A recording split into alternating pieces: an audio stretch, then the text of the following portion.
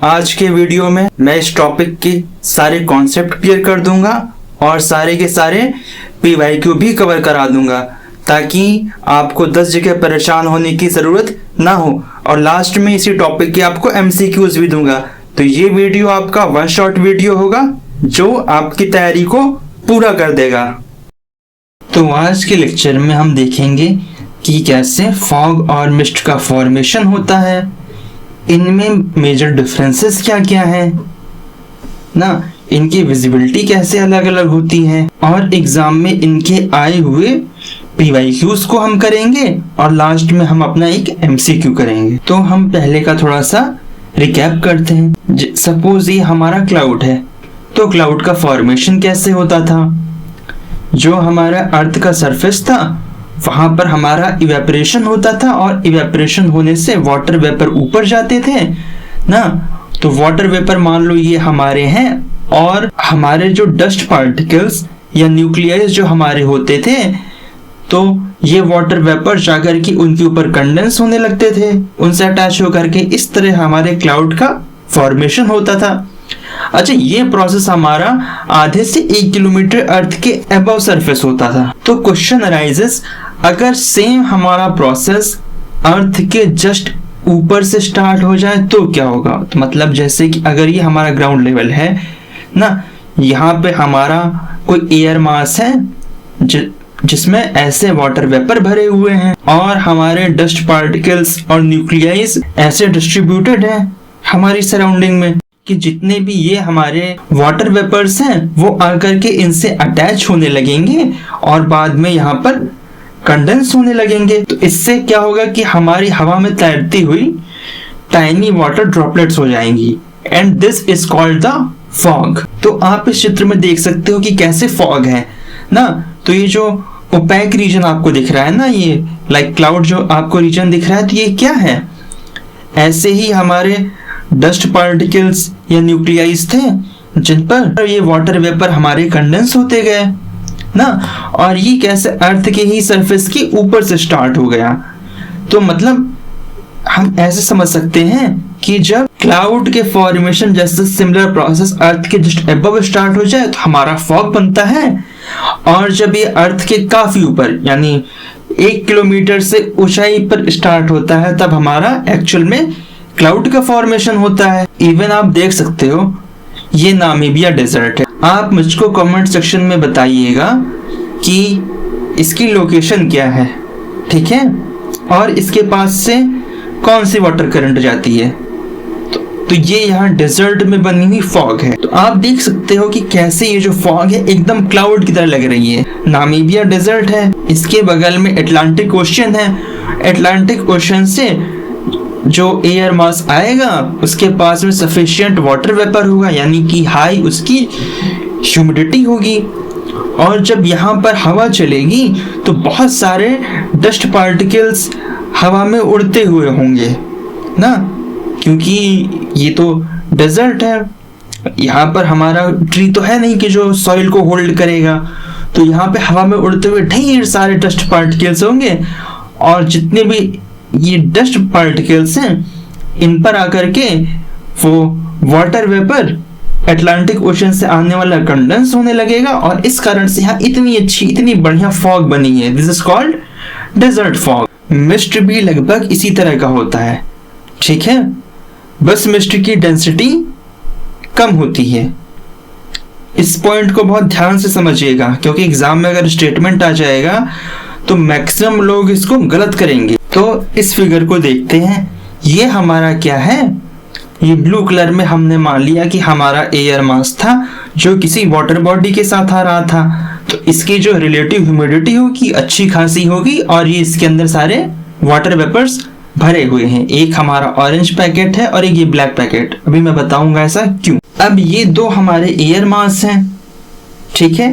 ये जो हमारा पहला एयर मास है इसमें हम देख सकते हैं कि हमारे डस्ट पार्टिकल्स या फिर न्यूक्लियस जो कितने हैं, 5 हैं, और जो दूसरा एयर मास है दोनों का वॉल्यूम सेम है, इसमें हमारे डस्ट पार्टिकल्स या न्यूक्लियाई 3 हैं। तो मतलब पहले वाले की डेंसिटी ज्यादा है, दूसरे वाले की कम है। अब जब ये एयर मास गया और आकर के जब ये पहले वाले से मिलेगा तो सारे वाटर वेपर्स आकर के इसमें कंडेंस होना स्टार्ट हो जाएंगे ना, आकर के इनसे अटैच होना स्टार्ट हो जाएंगे। तो इस कंडीशन में ये हुआ कि सपोज हमारे हर न्यूक्लियाई के पास में हमारे हर न्यूक्लियाई के पास में 5 मॉलिक्यूल्स ऑफ वाटर वेपर आ गए फॉर एग्जांपल। ये सारे इकट्ठे होकर के इन्होंने फॉग बना लिया। लेकिन दूसरे केस में जब हमारा ये ह्यूमिडिटी वाला एयर मास नंबर 2 से मिलेगा तो ये सारी वाटर वेपर्स आकर के इसके ऊपर अटैच होंगे और कंडेंस होंगे। तो क्योंकि यहाँ पर डस्ट पार्टिकल्स कम थे तो इसमें हमारे बहुत सारे वाटर वेपर इनके ऊपर अटैच होने लगे। तो इस केस में क्या हुआ, जो हमारी ड्रॉपलेट्स बनी, ड्रॉपलेट्स का साइज ज्यादा हो गया, तो इसको हम कहते हैं मिस्ट। तो मिस्ट की जो ड्रॉपलेट्स होती हैं, वाटर ड्रॉपलेट्स, उनकी थिकनेस ज्यादा होती है। जिस एयर मास में न्यूक्लियस की डेंसिटी कम थी वहां पर हमारा मिस्ट बन रहा था, और जहां पर न्यूक्लियस की डेंसिटी ज्यादा थी वहां पर फॉग बन रहा था। तो इसका मतलब fog will be more dense ना, क्योंकि ये क्लाउड जैसा स्ट्रक्चर बन गया है। तो जैसे सपोज आप ही देख लो, फॉग यहाँ कितना ज्यादा डेंस है, क्योंकि ये ओपेकनेस क्रिएट कर देता है, हम इसके आगे देख नहीं पाते।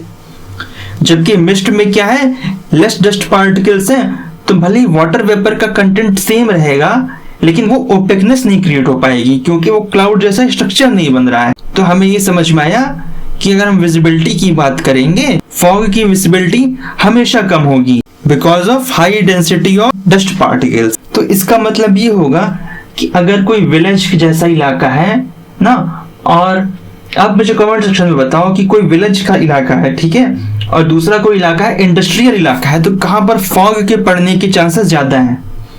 तो आंसर वुड बी कि जो अर्बन या इंडस्ट्रियल इलाके हैं वहां पर फॉग के पड़ने के चांसेस ज्यादा है because of supply of excessive nuclei. तो अब आपके लिए क्वेश्चन है कि क्या गर्मी के मौसम में फॉग पड़ सकती है? आप इसका आंसर कमेंट सेक्शन में दीजिए। तो सपोज कर लिया हमने कि हमारा गर्मी का सीजन है, तो वाटर वेपर आके इसके सरफेस पे डस्ट पार्टिकल्स या न्यूक्लियस के सरफेस पे आकर के अटैच होने लगी, लेकिन क्या उस वेपर का कंडेंसेशन होगा? आंसर इज नो, क्योंकि वेपर से हमारा लिक्विड में फॉर्म बदलने के लिए हमें कूलिंग चाहिए होती है। जब टेम्परेचर फॉल करता है तभी तो ठंडक होगी और हमारा कंडेंसेशन का प्रोसेस स्टार्ट हो पाएगा। इसीलिए जो हमारी फॉग होती है मेनली वो सर्दी के मौसम में बनेगी या फिर ठंडे इलाकों में बनेगी। तो क्वेश्चन राइजेस कि जो अभी हमने ये हमारा डेजर्ट देखा था, तो डेजर्ट के पास में ठंडक कहां से आ जाएगी? तो द आंसर इज कि इसके पास में कोल्ड करंट है ना, that cold current provides the sufficient cooling effect. तो आप मुझे कमेंट सेक्शन में बताइएगा कि नामीबिया के पास में कौन सी कोल्ड करंट है। तो ये हमारा क्वेश्चन यूपीएससी 2008 का है। Mist is a result of which one of the following. मान लीजिए कि हमारा किसी वाटर बॉडी से इवेपोरेशन हो गया है, न्यूक्लियस हमारे अवेलेबल है, तब तक तो उसमें फॉग या मिस्ट का फॉर्मेशन तो होगा नहीं जब तक कंडेंसेशन नहीं होगा, क्योंकि जब वो वाटर वेपर्स उन डस्ट पार्टिकल के ऊपर अटैच होंगे फिर कंडेंसेशन के प्रोसेस से गुजरेंगे तब फॉग या मिस्ट बन पाएगा। तो इसलिए करेक्ट ऑप्शन होगा ऑप्शन ए, कंडेंसेशन। अच्छा, ये जो PYQ है यूपीएससी 2023 का है, तो इसमें कुछ वर्ड्स आए हैं जैसे रेडिएशन फॉग और एडवेक्शन फॉग, तो इसको हम समझ लेते हैं। तो ये हमारा एक माउंटेन है और ये एक वार्म मॉइस्ट एयर मास इसकी ओर बहता हुआ आ रहा है, ठीक है। जब ये एयर मास आकर के इस माउंटेन से स्ट्राइक करेगा तो ये अपवर्ड मूवमेंट करेगा, this is called orographic lifting. अच्छा, अब आप मुझे ये बताओ, जो माउंटेन का सरफेस होगा ये अपने अगल बगल की एयर से तो कोल्ड होगा ना। रात के समय में ना कोई भी अर्थ का सरफेस हो या कुछ भी हो, वो अपनी हीट को दिन में हीट अब्सॉर्ब करते थे और रात को हीट को रेडिएट कर देते थे। तो उस रेडिएट करने के कारण से इसका टेम्परेचर डाउन हो जाएगा और इसके आसपास की air would be more warm. तो यानी कि माउंटेन हमारा कोल्ड है, सराउंडिंग एयर वार्म, और यहाँ से मॉइस्चर वाला एक एयर मास आ रहा है, इससे टच करेगा तो ये ऊपर उठते हुए कूल होने लगेगा। अच्छा, जब ये कूल होने लगेगा तो ये जो पूरा एयर मास है वो कंडेंस होने लगेगा। ठीक है, जब एयर मास में कंडेंसेशन होगा, उसका साइज कम आएगा, तो कुछ समय में ये हमारा सैचुरेट हो जाएगा। और जब एयर मास सैचुरेट हो जाएगा, कंडेंसेशन स्टार्ट हो जाएगा, क्योंकि ये ड्यू पॉइंट तक पहुंच गया है। This temperature is called dew point where our air mass has full saturation with water vapours. तो यहाँ पर कंडेंसेशन स्टार्ट हो जाएगा, और इस माउंटेन की कूलिंग के कारण में यहाँ पर हमारी स्लोप्स के एडजेसेंट हमारा फॉग का फॉर्मेशन होने लगेगा। This is called advection fog. Advection का मतलब क्या होता है कि सपोज हमारा कोई लिक्विड ऐसे बह रहा है और लिक्विड अपने साथ में कुछ सब्सटेंस को बहा के ले जा रहा है, तो this flow is called advection ना।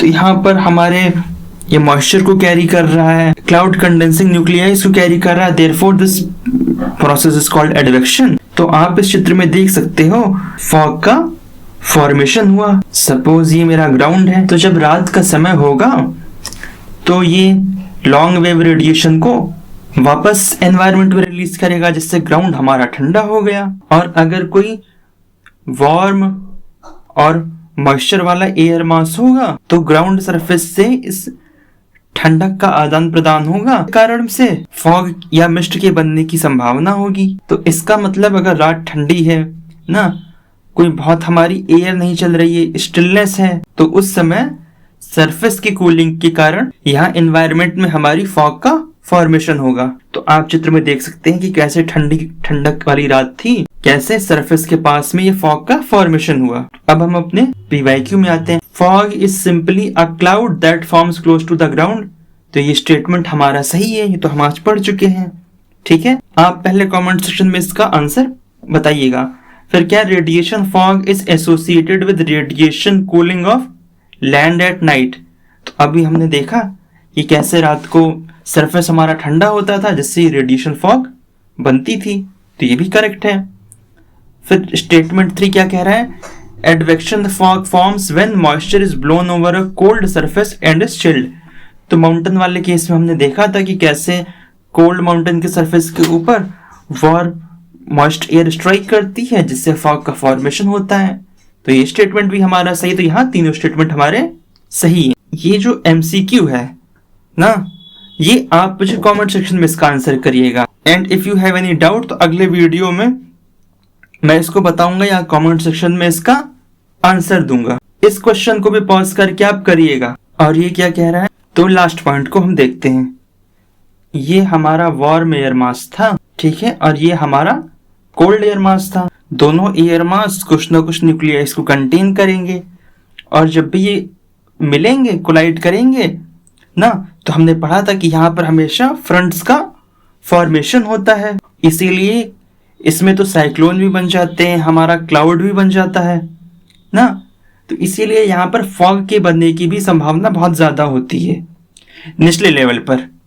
तो जैसे कि अगर ये हमारा ग्राउंड है, ग्राउंड से लगा हुआ कोल्ड एयर मास है, नीचे ये यहाँ पर वार्म एयर मास है पास में, तो बिकॉज ऑफ सफिशिएंट कूलनेस जो भी हमारे वाटर वेपर इसके अंदर वार्म एयर मास के अंदर होंगे वो कंडेंस होने लगेंगे और अच्छी खासी फॉग का फॉर्मेशन होगा। तो यही चीज यहाँ पर कह रहा था, fogs are drier than mist. इस पॉइंट को हम कर चुके थे। And they are prevalent where warm currents of air come into contact with cold currents ना। तो ये इस पॉइंट को भी हमने देख लिया। तो आप देख सकते हैं कि हमारी NCERT पूरी तरह से कवर हो गई है। तो आज के लिए इतना ही दोस्तों। तो आई होप कि आज का लेक्चर आपको पसंद आया होगा। आप लोग कमेंट सेक्शन में जाकर और डिस्क्रिप्शन में जाकर के टेलीग्राम का लिंक ज्वाइन कर लीजिए, वहां पर आपको सारे MCQs मिल जाएंगे। तो इस तरह से आपकी इस टॉपिक की तैयारी पूरी हो जाएगी। तो वीडियो पसंद आया हो तो do like it, do comment, make sure you subscribe it. Thanks for watching and bye bye.